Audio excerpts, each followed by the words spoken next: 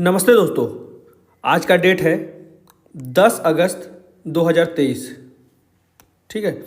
आज हम डिस्कस करेंगे द हिंदू के न्यूज़पेपर से कुछ इम्पॉर्टेंट आर्टिकल्स। ठीक है, तो आइए शुरू करते हैं। सबसे पहले देखते हैं आज हम लोग कौन कौन से आर्टिकल्स डिस्कस करेंगे। तो इसमें पहला आर्टिकल हम आज डिस्कस करेंगे, लोकेशन बेस्ड क्वेश्चन है जो अमेजॉन नेशंस के द्वारा है। वहाँ पे अमेजॉन से बहुत तेज़ी से डिफॉरेस्टेशन किया जा रहा था, जिसके लिए COP26 में कहा गया कि इसे 2030 तक डिफॉरेस्टेशन को कम किया जाए। इसी के लिए 8 देशों का एक ग्रुप ने एक ओथ लिया है कि हम जल्द से जल्द डिफॉरेस्टेशन को कम करेंगे। ठीक है, तो इसी का लोकेशन भी हम लोग देखेंगे, कौन कौन सी कंट्री हैं। 8 देशों का जो ग्रुप बना है, और उसके बाद पूरा का पूरा साउथ अमेरिका का हम लोग लोकेशन देखेंगे। ठीक है, उसके बाद दूसरा आर्टिकल है हमारा जो आज के न्यूज़ में आया है, जो change states name to Keralam. जो केरला का नाम है उसको केरलम करने की बात कही गई है, क्योंकि केरला को मलयालम में केरलम ही कहा जाता है। तो इसका क्या प्रोसेस होता है किसी स्टेट के नाम को चेंज करने के लिए? क्या उसके लिए साधारण बहुमत होता है सांसद में, या फिर विशेष बहुमत होता है? ठीक है, तो इसी के बारे में पढ़ेंगे, कौन कौन से चेंजेस आते हैं शेड्यूल 1 में, ये भी देखेंगे, और कौन कौन से आर्टिकल चेंज होते हैं। ठीक है, और अगला आर्टिकल है हमारा, can SMR small modules reactor help करेगा इंडिया को अचीव करने में net zero emission carbon emission को। क्या होता है SMR, उसके बारे में आज विस्तार से पढ़ेंगे। उसके बाद जो हमारा चौथा आर्टिकल होगा, stop the fence setting in cluster bomb use. Cluster bomb क्या होता है इसके बारे में पढ़ेंगे। पहले अमेरिका, रूस, इन सब देशों ने यूज किया। अभी का मामला है कि अमेरिका जो है यूक्रेन को क्लस्टर बम को दिया गया है, जो कीव से रूस में हमला करने के लिए दिया गया है। तो इसका और भी इतिहास क्या है, सेकेंड वर्ल्ड वार से ये शुरू हुआ था क्लस्टर बम का यूज करने के लिए। ठीक है, तो इसको विस्तार से पढ़ेंगे। तो आइए शुरू करते हैं। तो पहला आर्टिकल है, Amazon nation to jointly fight deforestation. ठीक है, इसमें कहा जाता है कि जो हमारा अमेजॉन नेशन है वो लगभग 60% वाटरफॉल कराता है, रेनफॉल कराता है। ठीक है, तो यहाँ पे बहुत तेज़ी से डिफॉरेस्टेशन हो जा रहा है। 17% से 20% अभी तक अमेजॉन जंगलों को काटा जा चुका है, जिसमें ब्राज़ील सबसे आगे है। ब्राज़ील के क्षेत्र में सबसे ज़्यादा कटाई की गई। तो इसी को रोकने के लिए COP26, ठीक है, COP26 में ये कहा गया था कि जो डिफॉरेस्टेशन है उसको रोका जाए। तो डिफॉरेस्टेशन को रोकने के लिए एक अमेजॉन का एलाई कंट्री के बीच में कहा गया है कि 8 देश एक साथ साइन किए हैं ट्यूसडे को। ठीक है, जिसमें डिफॉरेस्टेशन से फाइट करने की बात कही गई है, जिससे कि हम ऐसे जगह पे ना पहुंच जाएं, a point of no return, कि देर इतना ना हो जाए कि हम उसको सुधार ही ना पाएँ। इसी के लिए यहाँ पे ये लोग ओथ लिए हैं कि हम जल्द से जल्द 2030 तक हम डिफॉरेस्टेशन को पूर्णतः रोकने में कामयाब होंगे। ठीक है, तो इसके बारे में थोड़ा सा देख लेते हैं। हमारा अनुमान है कि अमेजॉन के 9 देशों के 8,60,000 हेक्टेयर, मतलब 2.1 मिलियन एकड़ से अधिक प्राथमिक वन हानि का नुकसान हुआ है। ठीक है, इतना ज़्यादा भूमि का नुकसान हुआ है, 8,60,000 हेक्टेयर। अमेजॉन वनों की कटाई मुख्यतः 3 देशों में सबसे ज़्यादा हुई है, ब्राज़ील में 79% इसमें से। ठीक है, जो 8,60,000 हेक्टेयर है उनमें से सबसे ज़्यादा ब्राज़ील के क्षेत्र में 79% की कटाई हुई है, पेरू में 7% और कोलंबिया में 6%। ठीक है, तो अधिकांश वनों की कटाई 79% ब्राज़ीलियन अमेजॉन में हुई, जहां प्रमुख सड़क नेटवर्क में बड़े पैमाने पर हॉटस्पॉट फैले हुए हैं। सड़कों के निर्माण बहुत तेज़ी से हो रहे हैं ब्राज़ील में, इसी के लिए वहाँ पे कटाई का कार्य तेज़ी से हो रहा है। वनों की कटाई के बाद इनमें से कई क्षेत्र जला भी दिए जाते हैं। ठीक है, उत्तर पश्चिम कोलंबिया अमेजॉन में वनों की कटाई जारी है, जिससे कई संरक्षित क्षेत्र और स्वदेशी क्षेत्र प्रभावित हो रहे हैं। पेरू के अमेजॉन में वनों की कटाई का केंद्रीय क्षेत्र पर प्रभाव जारी है, विशेष रूप से नई मेनोनाइट कॉलोनी और बड़े पैमाने पर चावल के बागान से है। ठीक है, इन्हें भी हानि पहुंच रही। बोलीविया में आग एक बार फिर कई महत्वपूर्ण पारिस्थितिकी तंत्र इकोसिस्टम को प्रभावित कर रही है, जिसमें अमेजॉन के में बनी घास के मैदान और चिकबटनों से सूखे जंगल और अमेजन के बाहर जो स्क्रब है, झाड़ियाँ हैं, वे भी शामिल हैं। आग लगने के बाद बोलीविया में ये सभी नष्ट हो गए। तो इसका हम लोग लोकेशन देख लेते हैं। ये पूरा का पूरा जो है वो अमेजोन का जंगल है, ठीक है। यहाँ मुख्यतः 8 देश हैं, जिसमें Peru, Colombia, Venezuela, Suriname, Guyana, Brazil, Bolivia और इक्वाडोर, ठीक है। तो यहाँ देख सकते हैं, ये जो मैं फिगर दिया हूँ इसमें ब्राज़ील के क्षेत्र में इसमें 3 डोनेशन है। जो रेड में है वो सबसे ज़्यादा क्षति पहुँचा है जंगलों में, तो रेड जो एरिया है सबसे ज़्यादा ब्राज़ील में है। उसके बाद हाई का जो एरिया है, हाई एरिया पेरू में है, ठीक है।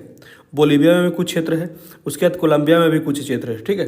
तो उसके बाद मीडियम जो है, ये जो हल्का पीला है वो मीडियम है, ठीक है। तो इसी को डोनेट किया है। तो ये सारे नेम्स याद रखेंगे। साउथ अमेरिकन कंट्री है, उसमें ये कंट्रीज महत्वपूर्ण है। और जो पेरू का हमारा क्षेत्र है ये हमारा एल नीनो के लिए भी महत्वपूर्ण है, ठीक है। यहाँ पे और देख लेते हैं, जैसे कोलंबिया, इक्वाडोर, गुआना, सूरीनाम। यहाँ पे एक और चीज़ महत्वपूर्ण है, जैसे कैरेबियन सी हमारे इसके नॉर्थ में है, उसके बाद ईस्ट में जो है अटलांटिक ओशन है और वेस्ट में जो है पैसिफिक ओशन है, ठीक है। अब देख लेते हैं अगला आर्टिकल। तो इसमें है जो अभी स्टेट केरला है उसका नाम चेंज करने के लिए असेंबली में रेजोल्यूशन पास किया गया है, ठीक है। तो इसी के बारे में हम संपूर्ण रूप से पढ़ेंगे कि राज्य का नाम बदलने का क्या क्या प्रोसेस है। तो राज्य का नाम बदलने की प्रक्रिया संसद या राज्य विधानमंडल शुरू की जा सकती है और प्रक्रिया इस प्रकार है। किसी राज्य का नाम बदलने के लिए संविधान के अनुच्छेद 3 और 4 के तहत संसदीय मंजूरी की आवश्यकता होती है, ठीक है। ये दोनों अनुच्छेद याद रखिएगा किसी राज्य के नाम बदलने के लिए। किसी राज्य का नाम बदलने का विधेयक राष्ट्रपति की सिफारिश पर संसद में पेश किया जा सकता है। विधेयक पेश करने से पहले राष्ट्रपति निर्धारित समय के भीतर अपने विचार व्यक्त करने के लिए विधेयक को संबंधित राज्य विधानसभा को भेजेगा। राज्य विधानसभा के विचार बाध्यकारी नहीं होंगे, ठीक है, न तो राष्ट्रपति पर और न ही संसद पे। अवधि समाप्त होने पर विधेयक को विचार विमर्श के लिए संसद में भेजा जाएगा। कानून की शक्ल लेने के लिए विधेयक को, यहाँ पे देखिए क्लियर है, साधारण बहुमत, ठीक है, से पारित किया जाएगा। बिल को राष्ट्रपति के पास मंजूरी के लिए भेजा जाए। उक्त विधेयक के अनुमोदन के बाद विधेयक एक कानून बन जाता है और राज्य का नाम संशोधित हो जाता है। तो ये था पूरा प्रक्रिया कि कैसे पहले राज्य विधानसभा रिकमेंड करेगी, उसके बाद फिर वहाँ से संसद में जाएगा। इसमें साधारण बहुमत से चेंजेज होंगे। उसके राष्ट्रपति का सिग्नेचर होने के बाद उस राज्य का नाम बदल दिया जाएगा, ठीक है। उसके बाद एक राज्य द्वारा क्या क्या पहल किया जाता है। यदि राज्य की ओर से गृह मंत्रालय के पास कोई नया प्रस्ताव आता है तो वह संविधान की अनुसूची 1 शेड्यूल 1 में संशोधन के लिए केंद्रीय मंत्रिमंडल के लिए एक नोट तैयार करेगा।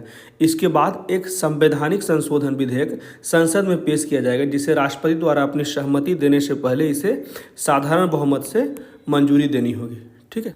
ये था पूरा मामला कि कैसे किसी स्टेट का नाम बदला जाता है। तो अभी जो केरला से है केरलम, ठीक है, तो ये महत्वपूर्ण था, इसी के लिए आज डिस्कस किए। उसके बाद ये है can SMR a small module reactor help India achieve to net zero emission carbon emission, ठीक है। तो इसके बारे में हम लोग पढ़ते हैं सबसे पहले कि नीति आयोग, ठीक है, ने हाल ही में the role of a small modulars in the energy transition, ठीक है,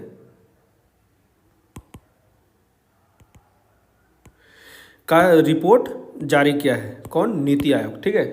तो इसमें कहा जाता है कि जो नवीकरणीय ऊर्जा है, रिन्यूएबल एनर्जी के अलावा डीकार्बोनाइजेशन,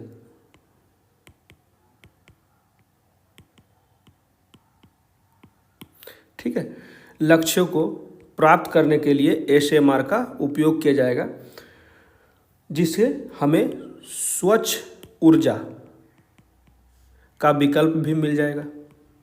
तो इसी के बारे में IEA, ठीक है, इंटरनेशनल एनर्जी एजेंसी, जिसका हेडक्वार्टर है फ्रांस में, ठीक है, भारत 2017 में इसका मेंबर बन गया था, ठीक है। तो ये चीज़ें याद रखिएगा। ये एक स्वायत्त अंतर सरकारी है, ठीक है, संगठन। जिसका निर्माण 1973 में कहा गया था, 1974 से ये काम करना शुरू कर दिया। ये मुख्यतः तेल संकट के उत्पन्न होने के बाद ये संगठन का निर्माण किया गया। जो 1973 में तेल संकट को ध्यान में रखकर 1974 में आर्थिक सहयोग और विकास संगठन के लिए इसको स्थापित किया गया। संक्रमण मतलब कि एनर्जी ट्रांजिशन, ठीक है, में छोटे मॉड्यूल एसएमआर की भूमिका क्या है। नीति आयोग ने हाल ही में ऊर्जा संक्रमण में छोटे मॉड्यूलर रिएक्टर की भूमिका पर एक रिपोर्ट जारी किया। नवीकरणीय ऊर्जा के अलावा राष्ट्रों को उनको डिकार्बोनाइजेशन लक्ष्यों को प्राप्त करने में मदद मिलेगी और इसके लिए स्वच्छ ऊर्जा विकल्प भी तैयार होगा, ठीक है। ये सारी चीज़ें हम लोग अभी पढ़ें। फिर आईईए ने वैश्विक परमाणु स्थापित बिजली क्षमता 2021 में 413 गीगावाट से बढ़ाकर 2050 तक 871 गीगावाट होने का अनुमान लगाया जा रहा है। बड़े रिएक्टरों और छोटे मॉड्यूलर रिएक्टरों की नई अवधारणा दोनों में परमाणु रिएक्टर प्रौद्योगिकियों में नवाचार महत्वपूर्ण होगा, ठीक है। इसमें दो तरह के मॉड्यूलर होते हैं। जो एलआर होता है वो लार्ज होता है, एक स्मॉल होता है, स्मॉल मॉड्यूलर रिएक्टर, ठीक है। तो देख लेते हैं पहले एसएमआर क्या होता है। तो बड़े रिएक्टर और छोटे रिएक्टर की नई अवधारणा दोनों में परमाणु रिएक्टर प्रौद्योगिकियों में नवाचार के लिए महत्वपूर्ण होगा। वे 300 मेगावाट प्रति यूनिट तक की क्षमता वाले उन्नत परमाणु रिएक्टर हैं जो सादगी, सुरक्षा और लागत प्रभाविता जैसे लाभ प्रदान करते हैं, ठीक है। ये बेहतर सिक्योरिटी देता है। उसके बाद ये इको फ्रेंडली भी है, कम नुकसान होता है, ठीक है। इसमें जो लागत लगती है इसमें भी लागत कम लगती है जिससे कि लाभ मिलता है। तो एसएमआर को फैक्ट्री में बनाया जाता है और स्थापना के लिए किसी साइट शहरों से दूर ले जाया जाता है, ठीक है। एसएमआर किफ़ायती और समय कुशल है और पारंपरिक रिएक्टर के विपरीत जिन्हें हर 1-2 साल में ईंधन भरने की आवश्यकता होती है, एसएमआर को केवल 3 से 4 साल में, ठीक है। ये देखिए बार बार फ्यूल नहीं भरना पड़ता है। फ्यूल के लिए भी 3 से 7 साल की जरूरत पड़ती है। 3 से 7 साल में एक बार भरना पड़ता है। भारत की परमाणु शक्ति की स्थिति क्या है? तो भारत के देश भर में 7 बिजली संयंत्रों में 22 से अधिक परमाणु रिएक्टर हैं जो 6780 मेगावाट परमाणु ऊर्जा उत्पादन करते हैं, ठीक है।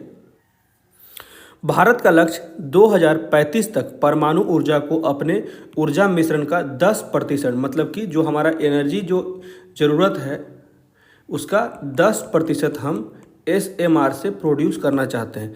तो विकास की स्थिति वैश्विक स्तर पर वर्तमान में लगभग 80 एसएमआर डिजाइन, विकास और लाइसेंसिंग चरण में है, ठीक है।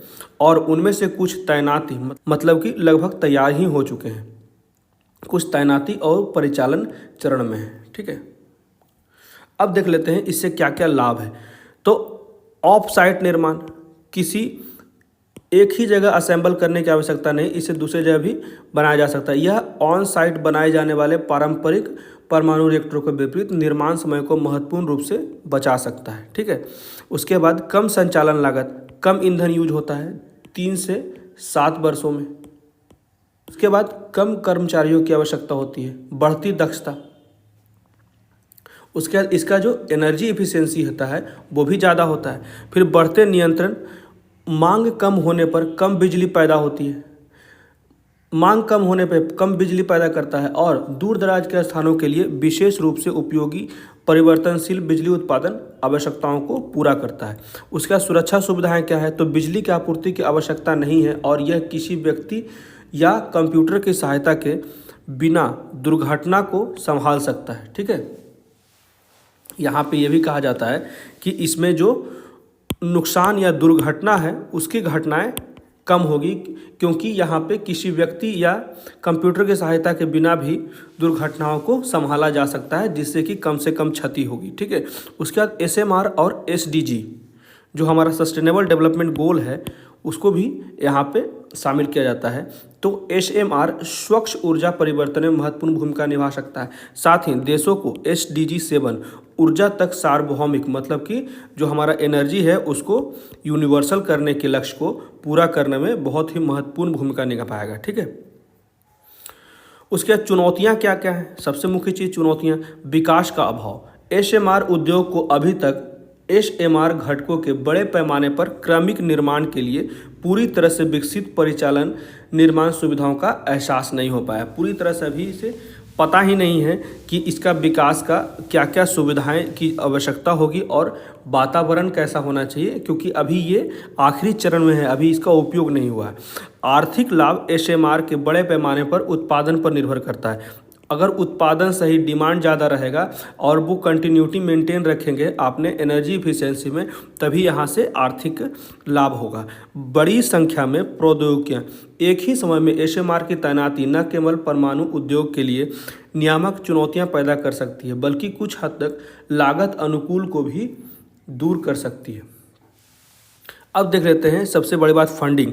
वित्त जुटाने के प्रौद्योगिकी विकास, लाइसेंसिंग और प्रोटोटाइप संयंत्र के निर्माण के लिए, पश्चिमी गोलार्ध घटकों और मॉड्यूल के डिजाइन का मानकीकरण, रणनीतिक साझेदारी और नियामक लाइसेंसिंग प्रक्रिया जैसे की सुविधा प्रदान करेगा। ठीक है, मौजूदा सुरक्षा मूल्यांकन पद्धति को अद्यतन किया जाएगा। उसके बाद कम लागत वाले वित्त की उपलब्धता, हरित वर्गीकरण में समावेशी और हरित बॉन्ड जैसे नवीन वित्त पोषण उपकरणों का उपयोग किया जाएगा। इंजीनियरिंग, डिजाइन, परीक्षण, निर्माण आदि की मूल संरचना। ठीक है, इंजीनियरिंग, डिजाइन, उसके बाद रिसर्च, टेस्टिंग, निरीक्षण, ठीक है, निर्माण, मैन्युफैक्चरिंग आदि की आवश्यक कुशल कर्मियों की उपलब्धता सुनिश्चित की जाएगी। तो इसी पे राइटर कहते हैं, एक बात और इसमें ऐड कर लेते हैं निष्कर्ष से पहले, कि यहाँ पे जो नीति आयोग है उसके कुछ रिकमेंडेशन है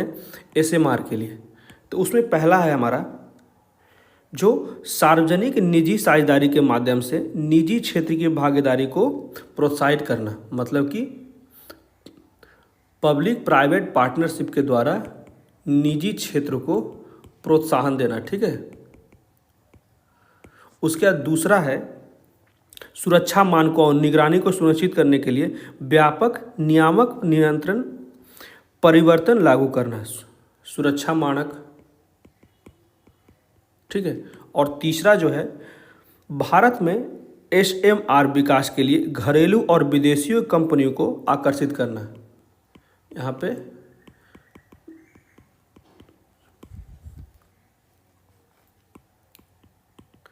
कंपनी, जिससे कि हमें एफडीआई भी मिले इस क्षेत्र में। ठीक है, मेनली यही बात है। तो अब निष्कर्ष पे आते हैं। एसएमआर ऊर्जा मिश्रण में परमाणु हिस्सेदारी बढ़ाने और शुद्ध शून्य उत्सर्जन हासिल करने के लिए बड़े आकार के रिएक्टर की पूरक आवश्यकता है। संबंधित सरकारों को संबंधित हितधारकों को शामिल करके परमाणु ऊर्जा के प्रति आम सहमति बनाने में प्रमुख भूमिका निभानी होगी। यहाँ पे एक और बात कही गई है कि भारत को 2070 तक नेट जीरो के लक्ष्य को प्राप्त करना है। तो इसके लिए हमें 2050 तक 100 गीगावाट, ठीक है, गीगावाट परमाणु ऊर्जा की आवश्यकता है। ठीक है, तो भारत को समय के साथ परमाणु ऊर्जा को सुरक्षित और लागत प्रभावी बनाने के लिए प्रौद्योगिकियों के लिए एक एसएमआर की आवश्यकता अति परिहार्य है। ठीक है, इसकी एक पोर्टफोलियो की आवश्यकता है। तो ये था पूरा का पूरा आर्टिकल स्मॉल मॉड्यूल रिएक्टर्स के लिए और भारत के लिए क्यों उपयोगी है, इसके बारे में हमने विस्तार से देखा। ठीक है, अब अगला आर्टिकल है हमारा stop the fence seating in cluster bomb use. Cluster bomb का कॉन्सेप्ट क्या है, तो इसके बारे में ये बात आई कहाँ से भी न्यूज में, तो रूस और कीव जो है वो यूक्रेन में है। तो अभी कीव के क्षेत्र में यूएसए द्वारा क्लस्टर बम भेजा गया है बड़ी मात्रा में। ठीक है, तो भेजने का जो फैसला किया गया है, इसी के बाद ये विवाद बन गया है कि क्लस्टर जो युद्ध सामग्री या क्लस्टर बम है, ये तीनों तरीके से किया जाता है। जैसे कि आप विमान से भी गिरा सकते हैं, उसके बाद जल में भी डाल सकते हैं, उसके बाद स्थल से भी डाल सकते हैं। ठीक है, हर तरीके से इस क्लस्टर बम का उपयोग कर सकते हैं। यह 20 केजी से ज़्यादा नहीं होता है। ठीक है,